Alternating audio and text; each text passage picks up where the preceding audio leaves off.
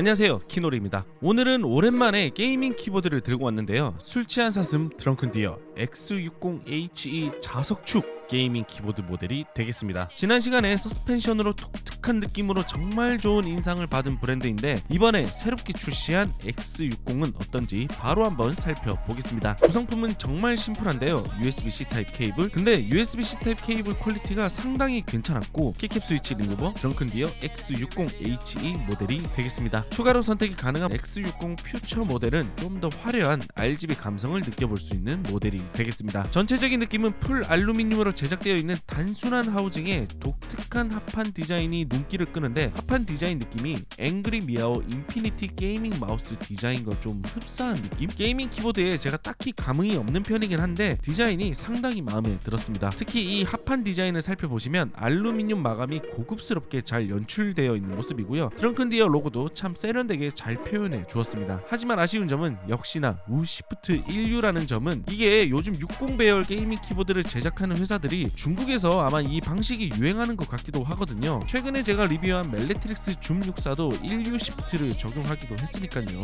이거는 솔직히 한국 유저라면 좀 받아들이기 힘든 배열이긴 하죠. 키캡은 RGB 효과를 극대화시켜줄 투명 키캡인데, 키캡 재질은 폴리카보네이트로 되어 있고 두께는 대략 1.47mm 정도 측정이 되는 모습이었는데, 게이밍 키보드는 조금 얇은 키캡들로 구성이 되는 편이기도 해서 크게 걱정하실 필요는 없고요. 장착되어 있는 스위치는 시안 스위치로 장착이 되어 있는데, 전 시간에 리뷰했던 A75 울트라와 동일한 스위치가 적용이 되었습니다. 이 자석축 스위치 소리 정말 마음에 들었던 기억이 나는데, 이번에도 동일하게 적용이 된 모습입니다. 키압은 35 플러스 마이너스 10g 포스로 키압이 적용되었습니다. 그 외 흡음재 구성은 탄탄하게 잘 구성이 되어 있고요, 자석축의 정확한 입력 반응을 이끌어내기 위해 단단한 알루미늄 보강판도 역시 적용되었습니다. 그럼 타건 사운드 한번 들어보시죠.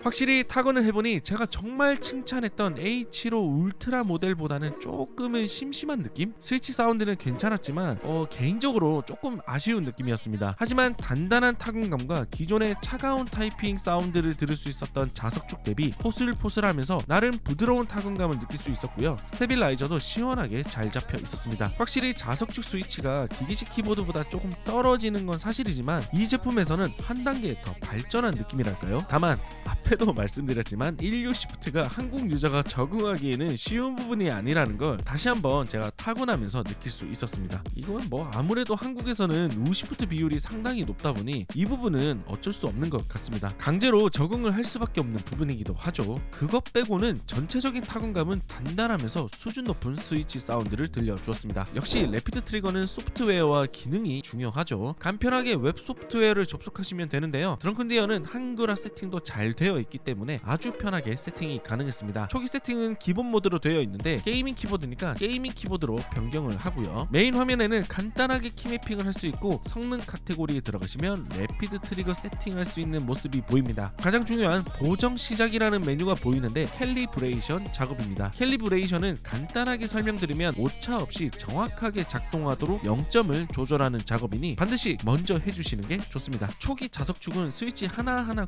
꾹꾹 눌러야 하는 불편함이 있었는데 이제는 자석축 세팅도 정말 편합니다. 그리고 설정해 보시면 게임하실 때 나도 모르게 잘 눌러지는 기능 키들을 락을 걸 수가 있고, 여기 어댑티브 스텝이는 자석축 안정화 기능이기 때문에 웬만하면 켜고 사용하시는 게 좋겠죠. 틱레이트는 스위치를 눌렀을 경우와 뗐을 경우 내가 생각했던 것보다 인식이 좀 덜 된다 싶을 때 값을 올려주시면 되고, 안티 쉐이크 레벨은 우리가 키보드 좀 좋아하시는 분들은 채터링 잘 아시잖아요. 입력이 불안정해질 때 보정해주는 기능이라 보시면 되겠습니다. 반환율은 말 그대로 폴링 레이트이고요. 확실히 자석축 세팅이 점점 더 디테일해져서 이거 재밌는데요. 마지막으로 고급 기능 탭이 가장 중요하죠. 총 6가지 기능을 제공하는데 이 기능들은 하나하나 직접 다 시연을 해보고 느껴보시는 게 가장 좋다고 볼 수 있겠습니다. 이 기능에 관한 설명은 정말 많이 해드렸기 때문에 자석축 게이밍 키보드를 좋아하시는 분들은 익숙하게 사용하고 계시기 때문에 설명은 넘어가도록 하겠습니다. 자, 오늘은 드렁큰디어 신모델 X60HE 모델을 살펴보았습니다. 앞에서도 말씀드렸지만 배열 자체가 워낙 한국 유저분들에게는 익숙치 않고 적응이 필요하기 때문에 선뜻 추천해드리기 어렵지만, 미니 배열을 선호하고 자석축이지만 포슬포슬한 타건감,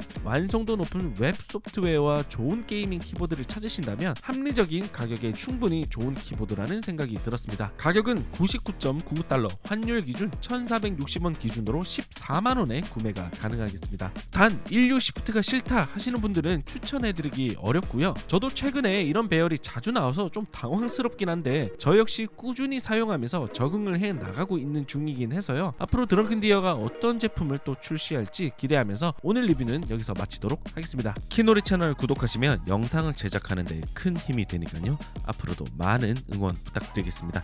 이상 키노리였습니다. 감사합니다.